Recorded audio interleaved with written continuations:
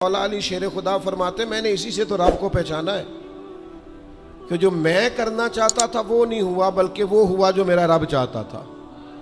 فرماتے میں نے کسی کام کے لیے سارے اسباب جمع کر لیے، جب نہیں ہوا تو میں سمجھ گیا یہ کرنا میرے اللہ نے۔ یہ تو اللہ کی بہت بڑی اس کے ہونے کی علامت ہے کہ آپ اس کی رضا پہ راضی رہیں۔ حضرت ابن وقاص رضی اللہ تعالیٰ عنہ بڑے مستجاب الدعوات تھے، جو دعا مانگتے تھے قبول ہو جاتی تھی، اللہ کا ان پر خاص انعام تھا۔ اور یہ بات بڑی مشہور ہو گئی، دور دور سے لوگ ان کے پاس دعائیں کرانے آتے، خود وہ نابینا تھے، بینائی نہیں تھی۔ تو کچھ لوگوں نے ان سے کہا کہ آپ اپنے لیے بھی دعا کر لیں، تو فرمانے لگے میرے رب نے بڑا عرصہ مجھے آنکھوں کا نور عطا کیا ہے، اب وہ لے گیا ہے تو میں اپنے رب کی رضا پہ راضی ہوں۔ اب اس میں ہوتا کیا ہے، دکھ اور تکلیف اور اللہ کے فیصلے پہ راضی رہنے میں نا ایک خاص لذت بھی ہے۔ صرف سکھوں کا مزہ نہیں ہوتا، دکھوں کا بھی مزہ ہوتا ہے۔ ہاں زخموں کی بھی ایک لذت ہوتی ہے۔ یہ کبھی آپ کے کوئی زخم ہو جائے اور ٹھیک ہونے کے قریب آئے تو آپ اسے چھیڑ کے دیکھیں، اس کی بھی ایک لذت، دکھوں کا بھی ایک مزہ۔ سکھوں میں تو لوگوں کو رونا نہیں آتا، جو بڑے سکھی ہوتے ہیں وہ تو کعبے جا کے نہیں روتے، ناراض نہ ہوئیے گا مجھ سے، ان کو تو مدینے جا کے رونا نہیں آتا۔ یہ دکھ ایک ایسی چیز ہے جو بندے کے دل کو نرم رکھتے ہیں۔ یہ آزمائش ایک ایسی چیز ہے جس میں نفسانی قوتیں ختم ہوتی۔ کوئی نہ کوئی آزمائش انسان کے ساتھ رہے تو اللہ کے حضور حاضر رہتا ہے۔ دکھوں کو، بیماریوں کو، تکلیفوں کو کبھی بھی برا نہیں جاننا چاہیے۔ یہ تو انسان کو اللہ کے قریب کر دیتی ہیں، دلوں کو نرم کر دیتی۔ جن کو ہم بعض اوقات بڑی آزمائش سمجھ رہے ہوتے ہیں وہی تو خیر بن جاتی۔ حضرت جناب ایوب علیہ السلام شدید علیل ہو گئے، شدید بیمار ہیں، 16 سال گزر گئے بیماری کو۔ تو آپ کی اہلیہ نے ایک دن آپ سے کہا اللہ کے نبی ہیں، دعا ہی مانگ لیں، اللہ شفا دے دے۔ تو جناب ایوب علیہ السلام اپنی اہلیہ سے فرمانے لگے شفا کتنا عرصہ رہی ہے؟ انہوں نے کہا 60 سال۔ فرمایا بیماری کو کتنا عرصہ ہوا؟ کہا 16 سال۔ فرمانے لگے ذرا بیماری کو بھی 60 ہو لینے دے، پھر دعا مانگ لیں گے، ہو لینے دے ذرا 60 سال۔ اللہ کی رضا پہ راضی رہنے کا فیصلہ کیا۔ آپ کی زبان مبارک سے یہ جملے نکلے کہ 60 سال ہو جائیں گے تو کر لوں گا دعا، اللہ تعالیٰ نے اسی وقت شفا عطا فرما دی، ٹھیک ہو گئے جناب ایوب۔ کچھ دن گزرے نا تو آپ کی اہلیہ نے ایک سوال پوچھا، کہنے لگی ایوب یہ بتائیے آپ نے بیماری بھی دیکھی، شفا بھی دیکھی، بیماری ٹھیک تھی کہ شفا؟ تو آپ فرمانے لگے سارے دن ہی اللہ کے ہیں، جس حال میں رکھے ٹھیک ہے۔ وصل اچھا ہے نہ فراق اچھا ہے، یار جس حال میں رکھے وہی حال اچھا ہے، میں سارے دن اس کے ہیں۔ لیکن فرمانے لگے اگر تم مجھ سے پوچھو نا میری ذاتی رائے تو بیماری بڑی اچھی تھی۔ انہوں نے کہا یوں بیماری اچھی تھی؟ آپ فرمانے لگے جب میں بیمار تھا نا تو 24 گھنٹے میں ایک بار میرا رب میرا حال پوچھتا تھا۔ فرمایا 12 گھنٹے تو اس مزے میں گزر جاتے تھے کہ رب نے حال پوچھا ہے، اور پھر اگلے 12 گھنٹے میں انتظار کرتا تھا کہ میرا رب دوبارہ کب حال پوچھے گا۔ تو میں ان 24 گھنٹوں کی لذت نہیں بتا سکتا جو اس کے حال پوچھنے سے طاری ہوتی۔ تو فرمایا شفا تو مل گئی ہے پر اب وہ حال تو نہیں نہ پوچھتا۔ اب وہ میرے بھائی اس بیماری میں جو لذتیں ہیں، جو کرم نوازیاں ہیں، جو رحمتیں، ان کو بھی تو دیکھیں۔ اپنے کریم رب کی رضا پہ راضی تو رہے۔ آپ کو پتہ ہے دکھ کس کو کہتے ہیں؟ دکھ کی تعریف درویش یہ کرتے ہیں کہ ہماری مرضی اور ہے اور رب کا ارادہ کرم اور ہے، اس کا نام دکھ ہے۔ سکھ کیا ہے کہ ہماری بھی وہی مرضی ہے جو ہمارے رب کی مرضی ہے۔ اگر مالک کریم کا ارادہ کرم یہ ہے کہ لاکھوں کروڑوں مل جائیں تو الحمدللہ، اور اگر اس کا ارادہ کرم یہ ہے کہ ایک وقت روٹی ملے ایک وقت فاقہ ہو تو الحمدللہ۔ اللہ کے فیصلوں پر راضی رہنا۔ ڈھیر سارے لوگ دنیا میں ملتے ہیں جو کہتے ہیں جی مجھے یہ پریشانی ہے، میں سب طبیبوں حکیموں کے پاس گیا، پھر میں آستانوں درباروں مزاروں پہ بھی حاضر ہوا، اس کے بعد میں نے بڑے بڑے دانشوروں سے مشاورت کی، لیکن میرا یہ مسئلہ حل نہیں ہوتا۔ تو کیا ہوتا ہے پھر وہ انزائٹی کا، ڈپریشن کا، ٹینشن کا، ذہنی تناؤ کا شکار ہونے لگتے ہیں۔ یاد رکھیے گا کہ اگر سارے ڈاکٹروں، طبیبوں، حکیموں، دعاؤں، التجاؤں کے بعد بھی مسئلہ حل نہیں نہ ہو رہا، تو پھر معنی یہ ہے کہ رب کی رضا یہی ہے کہ جو کرم سے اس نے فیصلہ کر دیا ہم بھی اس فیصلے پہ راضی ہو جائیں۔ بے چینی اور اضطراب یہ ہے کہ اللہ کا فیصلہ کچھ اور ہے اور ہماری جد و جہد کچھ اور ہے، اس سے ذہنی اضطراب اور تناؤ پیدا ہوتا ہے، اس سے طبیعتیں بے چین اور بے قرار ہوتی۔ امام علی مقام رضی اللہ تعالیٰ عنہ کی زندگی یہ ہے، اس کو سمجھیے گا کہ جس طرح قرآن مجید نے حضرت یوسف علیہ السلام کے واقعہ کو احسن القصص کہا ہے نا، قصوں میں سے سونا قصہ، خوبصورت داستان جناب یوسف کی، اور داستان یہ ہے کہ کبھی وہ باپ کے سب سے زیادہ لاڈلے ہیں اور کبھی وہ جناب یوسف علیہ السلام کنویں کی زینت بن گئے، کبھی ان کے قریب گرم ہوا بھی نہیں آتی اور کبھی ان کے چہرے پر تماچے پڑتے ہیں۔ پھر وہ کنویں سے نکلتے ہیں تو ایک اور تکلیف سہتے ہیں کہ انہیں بازار میں بیچا جاتا ہے، پھر وہ اللہ کی فضل سے اور اس کی توفیق سے ایسی جگہ چلے جاتے ہیں جہاں انہیں شہزادہ بنا کے رکھا جاتا ہے۔ کچھ زندگی بڑی آسودگی اور آسانی کی طرف بڑھنے لگتی ہے کہ پھر ایک فیصلہ کرم ہوتا ہے کہ جناب یوسف کو جیل میں جانا ہے، تو وہ کسی جگہ شکوہ نہیں کرتے، وہ کنویں میں جاتے ہیں تو پھر بھی اللہ کی رضا پہ راضی ہیں، وہ شہزادے بنتے ہیں تو پھر بھی اللہ کی رضا پہ راضی، وہ دوبارہ جیل میں ڈال دیے جاتے ہیں تو پھر بھی اللہ کی رضا پہ راضی ہیں۔ پھر اللہ کا فیصلہ ہوتا ہے کہ جس ملک کے وہ قیدی تھے نا، رب اسی ملک کا انہیں بادشاہ بنا دیتا ہے۔ یہ انسانی زندگی کا ایک دستور ہے کہ آپ کو دکھ بھی آئیں گے، سکھ بھی آئیں گے، آزمائشیں بھی آئیں گی، تکلیفیں بھی آئیں گی، لیکن سکھوں کا معاملہ تو ہم بڑے لطف کے ساتھ اور ذائقے کے ساتھ گزارتے ہیں، دکھوں کی باری آتی ہے تو شدید اضطراب کا شکار ہو جاتے ہیں۔ بالکل یہی زندگی جناب امام حسین رضی اللہ تعالیٰ عنہ، آپ کبھی خوبصورت پہلوؤں پر غور کریں نا کہ امام علی مقام وہ ہیں کہ کبھی وہ سجدے کی حالت میں نانا کے کندھوں پہ ہیں اور کبھی حضور گلی سے گزر رہے ہیں تو حسنین نانا کے کندھوں پہ ہیں۔ کبھی کیفیت یہ ہے جناب امام علی مقام رضی اللہ تعالیٰ عنہ کی کہ وہ اپنی والدہ کے مقدس کاشانہ نور میں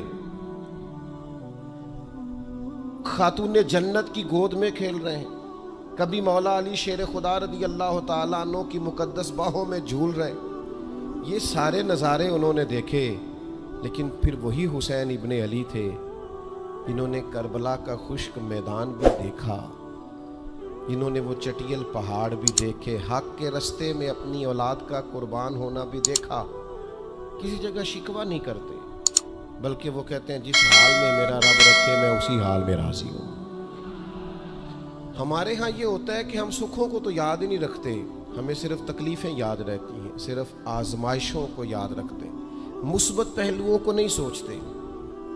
کوئی بھی کام آپ ہوتا ہوا دیکھ لیں گھر میں، خاندان میں، قبیلے میں، تو اس کے جو خوبصورت، معنی خیز، پروقار، اچھے پہلو، ان پر غور نہیں کریں گے۔ وہ ایک جگہ ایک پنچایت تھی، وہاں کسی خاتون نے شکوہ کیا کہ میرے خاوند نے مجھے یہ تکلیف دی ہے، یہ آزمائش میں مجھے مبتلا کیا ہے، یہاں سخت سست کہا ہے۔ تو ایک دانشور بزرگ بیٹھے تھے، تو لوگ کہتے ہیں کہ ان بزرگوں نے کہا بیٹا شادی کو کتنا عرصہ بیت گیا؟ تو اس نے کہا میری شادی کو 18 سال ہو گئے۔ تو اس نے کہا یہ جو تم لڑائی، فساد، جھگڑا، دنگا، پریشانی بتا رہی ہو، یہ تو ایک دن کا ہے، باقی 18 سالوں کی بھی بات بتاؤ نا۔ تم نے ایک دن کا جھگڑا تو یاد رکھا اور اس ایک دن کے جھگڑے کے نتیجے میں آنے والی تکلیف کو بھی تم نے یاد رکھا، لیکن وہ جو 18 سال تمہارے اپنے شوہر کے ساتھ سکھی گزر گئے ان کا بھی تو تذکرہ کرو۔ تو کچھ دیر کی خاموشی کے بعد اللہ نے اس خاتون کے دل میں ٹھنڈک پیدا کی اور وہ کہنے لگی میرے شکوے دور ہو گئے ہیں، اب میں انشاءاللہ کوشش کروں گی کبھی دوبارہ اپنے شوہر کی شکایت نہ کروں۔ اب بات کو سمجھیں، ہم اپنی زندگی کی صرف شکایتیں یعنی دکھ ہی ہیں صرف زندگی میں، وہ دعا کر دیں جی میرے گھٹنے میں درد ہے، باقی جسم ٹھیک ہے نا ماشاءاللہ سارا، اس کا شکر بھی ساتھ ادا کریں۔ دعا کریں جی آج کل کاروبار نہیں چل رہا تو اس سے پہلے ساری زندگی ٹھیک چلتا رہا ہے نا، اس کا شکر بھی ادا کر لیں۔ قرآن مجید فرقان حمید ارشاد فرماتا ہے اللہ کے بندوں کی شان یہ ہے کہ رضی اللہ عنہم ورضوا عنہ، یہ بڑا خاص پہلو ہے۔ اللہ فرماتا ہے کہ اللہ ان سے راضی ہے اور وہ بھی اپنے اللہ سے راضی ہے۔ اللہ نے انہیں جس حال میں رکھا ہے وہ بھی اللہ سے راضی ہیں۔ ذالک الفوز العظیم، اللہ فرماتا ہے یہ بڑی کامیابی ہے، اللہ بھی ان سے راضی ہے اور وہ بھی اللہ سے راضی ہیں۔ امام غزالی رحمۃ اللہ تعالی علیہ سے کسی نے پوچھا یہ بندے کا اللہ سے راضی ہونے کا کیا مطلب ہے؟ تو امام صاحب فرمانے لگے رب تو کریم ہی بڑا ہے، یتیم کے سر پہ ہاتھ پھیر دو راضی ہو جاتا ہے، وہ طوائف کتے کو پانی پلا دے تو مالک راضی ہو جاتا ہے، وہ تو مہربانی بڑا ہے، تم نے رو کے 2 آنسو بہا دیے وہ راضی ہو جاتا ہے۔ فرماتے بندے کا مسئلہ ہے، مسئلہ تو بندے کا ہے، یہ راضی ہوتا ہی نہیں، یہ ہر وقت شکوے کرتا ہے، ہر وقت شکایات کرتا ہے، ہر وقت اس کا ذہن الجھا رہتا ہے، ہر وقت کوئی نہ کوئی نئی چیز کا مطالبہ کرتا ہے۔ نبی رحمت نور مجسم شفیع معظم صلی اللہ تعالی علیہ وسلم ارشاد فرماتے ہیں تم نہ اللہ کے دیے ہوئے تھوڑے رزق سے راضی ہو جاؤ، وہ بھی تمہاری تھوڑی عبادت سے راضی ہو جائے گا۔ لیکن ہمارا حال یہ ہے کہ ہمیں سب کچھ چاہیے اور نتیجے میں اگر کوئی خدمت کرنی پڑے، کوئی ڈیوٹی کرنی پڑے، کوئی کام کرنا پڑے تو اس کے لیے ہم تیار نہیں ہوتے۔ عزیز بھائیوں سمجھیے گا، غور فرمائیے گا، توجہ کیجیے گا اس بات پر کہ ہمیں ہر حال میں اپنے رب سے راضی رہنا۔ آزمائش آ جاتی ہے، دکھ آ جاتے ہیں، محنت پوری کریں، جدوجہد پوری کریں، جو کام آپ کرنے جا رہے ہیں اس کے لیے جتنے ضروری اسباب ہیں وہ جمع سارے کریں، لیکن نتیجہ اللہ پہ چھوڑ دیں، رزلٹ اپنی مرضی کا نہ مانگیں۔ یہ عقیدہ توحید یہ ہے کہ نتیجہ جو رب ہمارے لیے نکالے وہ نتیجہ ہمیں قبول ہونا چاہیے۔ درویش نے ایک جملے میں بات ختم کر دی، وہ کہتے ہیں دکھ قبول محمد بخشا، بس راضی رہن پیارے۔ اگر پیارے راضی ہیں دکھ دینے میں تو پھر ہمیں یہ دکھ قبول ہے اور کئی دفعہ قبول ہے۔ تو اپنی طبیعت کے اندر یہ مقام تسلیم و رضا لائیں، ہر وقت اپنے رب سے راضی رہیں۔ صحیح مسلم شریف میں حضرت عمر فاروق رضی اللہ تعالیٰ عنہ کا ایک جملہ بڑا خوبصورت ہے اور حضور اس کو سن کے بڑے راضی ہوئے، صحیح مسلم میں موجود ہے۔ حضرت عمر نے ایک موقع پر جب سرور کائنات علیہ السلام کو تھوڑا ناراض دیکھا، حضور کے چہرے پر کچھ آثار ناراضگی دیکھے، تو جناب عمر نے ایک جملہ کہا تھا جو بڑا حسین ہے اور کتب احادیث میں چمکتا ہے۔ حضرت عمر نے وہ بات کہی تو حضور کی ناراضگی خوشی میں بدل گئی، نبی پاک علیہ السلام کے چہرے پر جو آثار ناراضگی تھے وہ خوشی کے تصورات میں بدل گئے۔ حضرت عمر عرض کرنے لگے رضیت باللہ ربا وبالاسلام دینا وبسیدنا ومولانا محمد نبیا ورسولا۔ حضرت عمر نے حضور کو ناراض دیکھا تو کہنے لگے یا رسول اللہ، ہم اللہ کے رب ہونے پہ راضی ہیں، اسلام کے دین ہونے پہ راضی ہیں، اور اللہ نے آپ کو ہمارا نبی اور رسول بنایا، ہم اس بات پر بڑے راضی ہیں۔ ہم راضی ہیں کہ اللہ ہمارا رب ہے، اسلام ہمارا دین ہے، اور محمد صلی اللہ علیہ وسلم ہمارے نبی اور رسول ہیں، بڑے راضی ہیں۔ بس یہ رضا والا جملہ کہا تو اللہ کے رسول خوش ہو گئے۔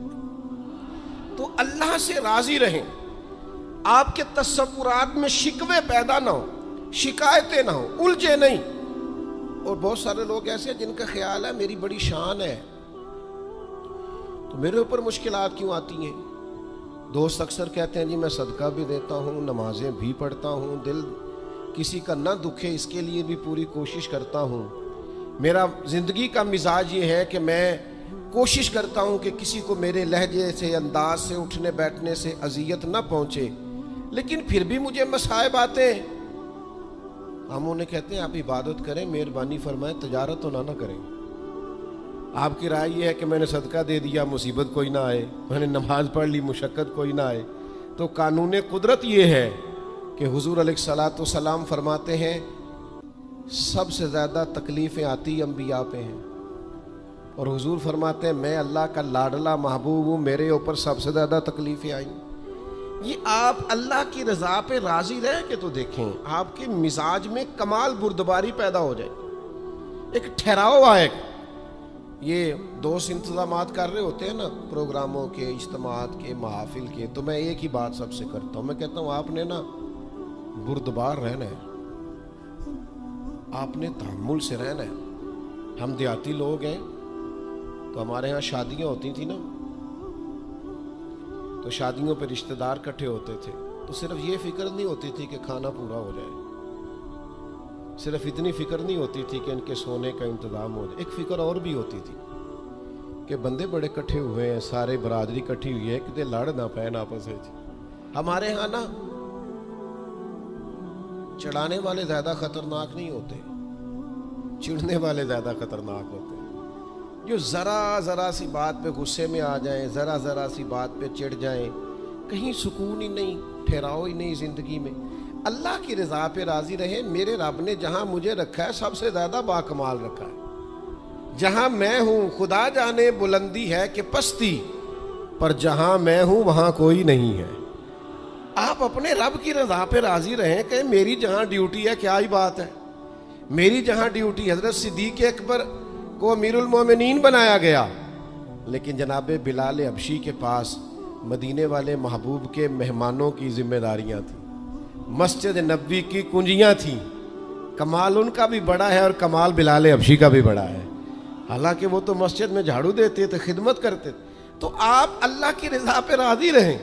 جہاں رب نے آپ کو رکھا ہے، جس مقام پہ رکھا ہے، وہاں آپ راضی رہیں. آپ کو اطمینان محسوس ہوگا، آپ سکون میں آ جائیں، دل میں ٹھنڈک محسوس کریں گے، پریشانیوں سے نکلیں گے. یہ حدیث دیکھیے امام غزالی نے لکھی ہے، نبی پاک صلی اللہ تعالیٰ علیہ وسلم کے پاس نا صحابہ کی ایک جماعت آئی. انہوں نے عرض کی یا رسول اللہ صلی اللہ علیہ وسلم ہم ایماندار ہیں. تو حضور نے فرمایا تمہارے ایمان کی نشانی کیا ہے؟ تم صاحب ایمان ہو تو دلیل کیا ہے؟ انہوں نے عرض کی یا رسول اللہ، یہ ذرا دلیل سننا. عرض کرنے لگے یا رسول اللہ مصیبت آئے